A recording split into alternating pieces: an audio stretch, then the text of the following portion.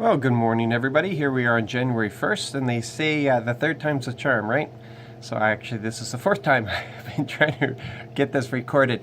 Using this new format of YouTube is a challenge, especially when you're using the phone, because I've been getting phone calls this morning, and every time I get started, I get interrupted. And so I'm going to try to get this in quickly. I'm in the middle of preparing breakfast for the family as well.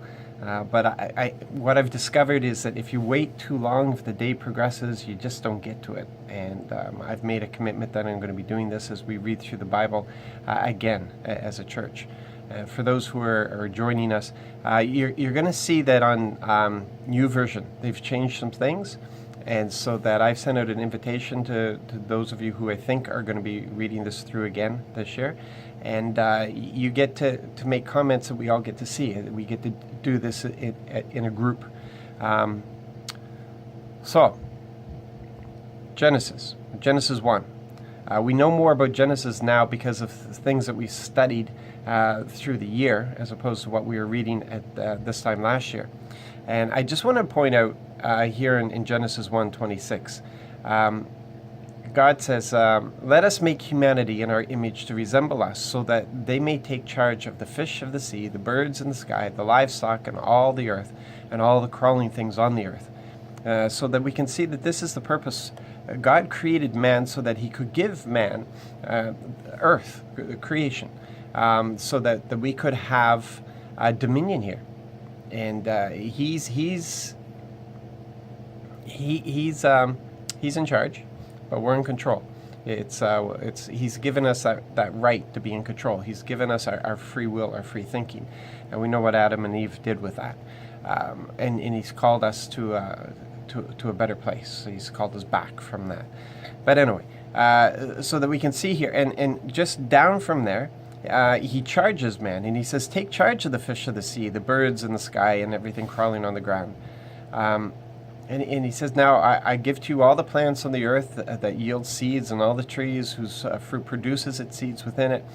These will be your food. To all wildlife, to all the birds in the sky, and to everything crawling on the ground, to everything that breathes, I give all the green grasses for food. So right here in the beginning, we could see that in God's perfect creation, that we weren't going to be meat eaters, but that changed, and he gave us meat to eat. And then we have the whole fall and everything that happens, and then we see the curse that he placed on Adam, where Adam had lost that authority. God had created this place for Adam, and Adam had lost that authority. Now, I just point that out quickly, because that's not really what I wanted to touch on. I wanted to touch on something that you know that I've struggled with, and that we need to learn here. And we have God doing this creation. He's creating. He takes 6 days to create. Actually, he creates in 7 days. On the seventh day, he created rest. It's God blessed the seventh day. It's just before that, in the second chapter. On the sixth day, God completed all the work that he had done, and on the seventh day, God rested. God rested from all the work that he had done. God blessed the seventh day and made it holy, because on it, God rested from all the work of creation. Now, do you think God needs to rest? He doesn't need to rest, but he was setting an example. He's a good father. And he's setting an example for us. But we live in a world where, we're into entertainment, but we're not into rest. We'll party all night and kick ourselves in the morning. We'll do all kinds of things that we'll consider our distractions and entertainment, but it's not rest. The rest that we find in him. That day was made holy. That day was made holy for a reason. So that we could spend it with him, so we could have that time with him, that we could be renewed in him, that we could enjoy him. It's a day of rest, so we set all our labor aside and just rest in him. I point that out because we're going to be starting a fast, and then the whole purpose of our fast is to draw in intimacy with him. We want to draw closer to him. We want God to draw us closer to him. And it's going to take time. It's going to take effort. It's going to take setting aside the things of this world. It's going to take setting aside distractions. It's going to take setting aside work. And it's going to require rest. And we rest in him.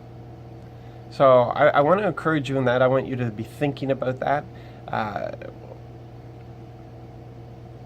how's that going to work out? What's that going to look like for you? How are you going to do that? So anyway, a happy new year to you, to your family. But listen, we live it day by day. We don't live it year by year. We live it day by day. So I wish you a happy January 1st, a good celebration today with your family, that you get together around with your family and friends at a table and just to celebrate the beginning of a new year. But treat it as He gives us one day. He's given us today. And whatever you desire in this year, live it today and live it each day that follows. That's the only way it works. It's day by day. It's day by day. That's how we get to our goal. He blesses us in the day. He gives it what we need today. He says, don't worry about tomorrow. Today, there's enough. So, you'll be blessed, encouraged, be used by the Lord, let His power flow through you, and I'm looking forward to great testimonies out of this season. God bless.